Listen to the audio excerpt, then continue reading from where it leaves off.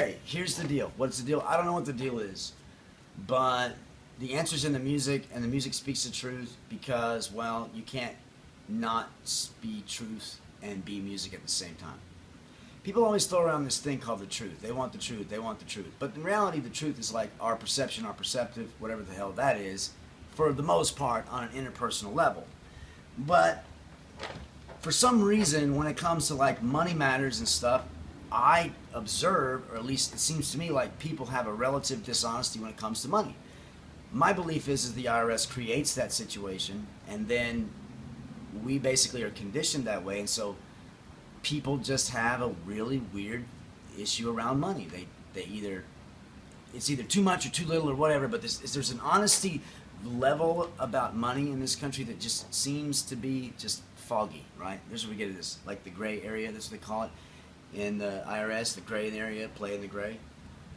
But I don't think that you can have a happiness dynamic if you can't allow people to be honest. And so whenever we give other people the opportunity to be honest with themselves and others, we're giving other people some relief. Relief from self-hatred for not being okay with being dishonest. Because whether we admit it or not, at the end of the day, those kind of things add up. And it adds up in our relationships. And you can't have a relationship with another person, especially one of the heterosexual type, because those relationships, in particular, I would not say they're any different than homosexual relationships, but they do have a very different dynamic, and that is because ingrained historically speaking, there has been that natural tension and frustration, and then the rearing of children. Well, that automatically, in and of itself, creates the third being the other, he, she, them, back to Genesis, which brings me to my last point. Have you read the book of Genesis? Now I realize that people, well, think of it this way. There are many layers to reading. And it's not that they're saying in this book exactly how it happened. Of course not. But we do happen to have 7 days in a week, which means that we are living in a world that was constructed, biblically speaking, by the Bible. And so running from that notion would be, well, probably not understanding it, and not understanding it probably would, debase your sense of happiness. And so since you wouldn't be happy, then you too would make other people unhappy, because you would be operating under the fear schism of, well, not enough for you, etc., whatever. So what I'm trying to say is happiness is not abusive, and unhappiness begets abuse. Abuse comes from unhappiness. People that are happy don't abuse other people. People that are unhappy abuse other people, emotionally, physically, whatever the case may be. Even some people that are happy or ostensibly happy, who are quiet, could be abusing other people, and that they're keeping them from doing things that they want to do. This kind of manipulation has gone historically for thousands of years. They say, whatever they say, whoever they is. You know what I'm saying? Like non-demonstrative pronouns are running our lives.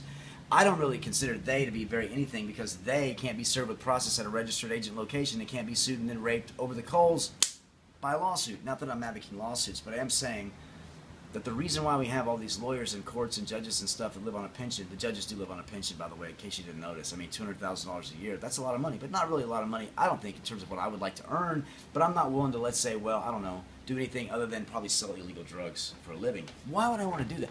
Look, here's the reality. What's the future going to be? People don't know how to grieve. We don't, because we've had it too good for too long. And that's my theory.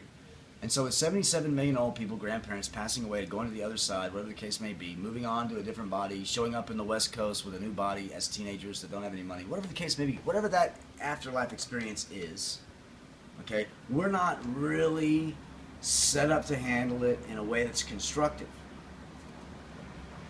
because we don't know how to grieve.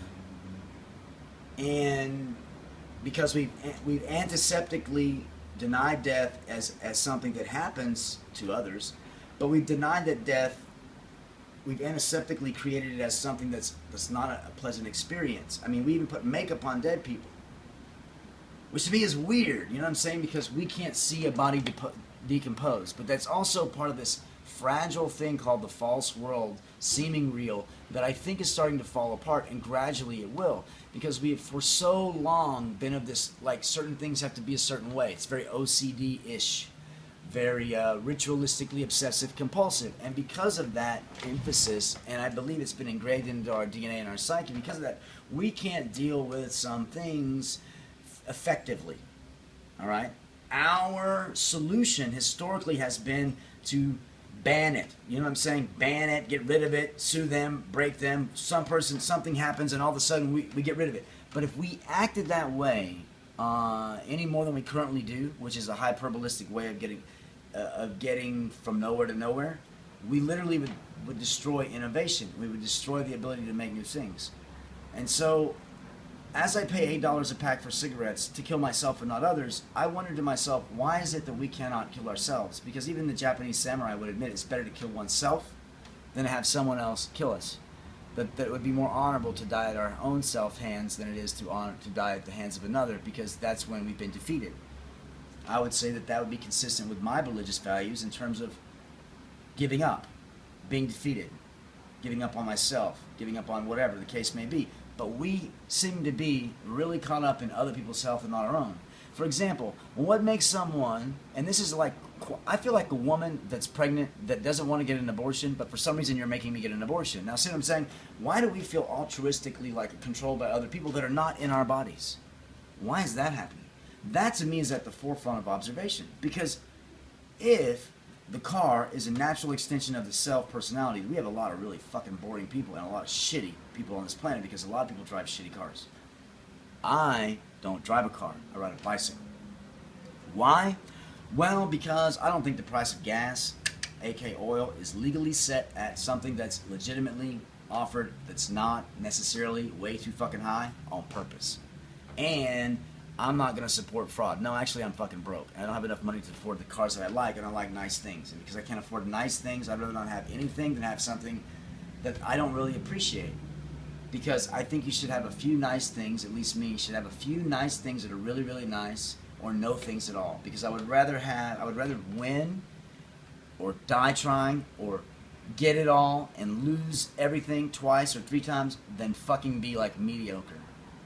And I think that in America, we sell ourselves too short on mediocre. We drive General Motors when they fucking kill people all the time. We drive Ford cars when Ford hasn't made a fucking seat that's not bad for your back since they started making cars, and the last good Ford car was an old fucking car. Most of the old Ford shit is good. The old Ford shit. That's good. But anything like, I don't know when we started becoming like shitbag assholes. I think maybe it was like 1950-ish. When America just decided that it was okay to become cheap, mediocre motherfuckers. I'm not sure when it happened. Maybe we just got tired of working too hard and working every day and working like a slave. Maybe if we let these immigrants in the country and educated them and gave them like real jobs and technically trained them how to make stuff and do things the American way, we'd probably have a bigger tax base and we wouldn't be talking about this. Maybe that's it. Maybe if the borders didn't exist and we could fucking go between here and Canada and Mexico freely, we would all be happier, because then we could figure out how Mexico's got a lot of places that are really nice, and the Mexicans can all come here and figure out how fucking sorry and shitty this government system is, and then the Canadian pussy could at least come down for the wintertime when it's freezing fucking cold there. And there would be a lot more harmony if we could move freely between the borders. Which is why, even though I hate Hillary, god damn it, I can't stand it. Oh, I like her actually, she reminds me of my mother. I would fuck her just on a bet. But I'm just saying, even though the situation is as such it is, I just don't like it when people don't do the right thing and pay the right person that they owe, just because I think that's weird. And I think there's something fundamentally wrong with someone that decides to keep money that they know is not theirs just because someone hasn't asked them to pay them. I think there's something fundamentally wrong with that. If you work at a bank and you have kept money accidentally that's not yours, in other words, you would turn that over. Or if you found money, you know what I'm saying, there's something fundamentally wrong with that. Keeping other people's money and not paying them. I mean, I even did it when I was a lawyer for like $27,000 or something, because I spent the money on something else, so it was technically their money. But I paid them back as soon as I could with all the money that I had. And I did that at first because that to me was like the right thing to do. But we have people in this country that don't think that's the right thing to do, apparently. And that's all the time we have for this tape. I've got a conference call in 8. Thank you for watching, and go fuck yourself.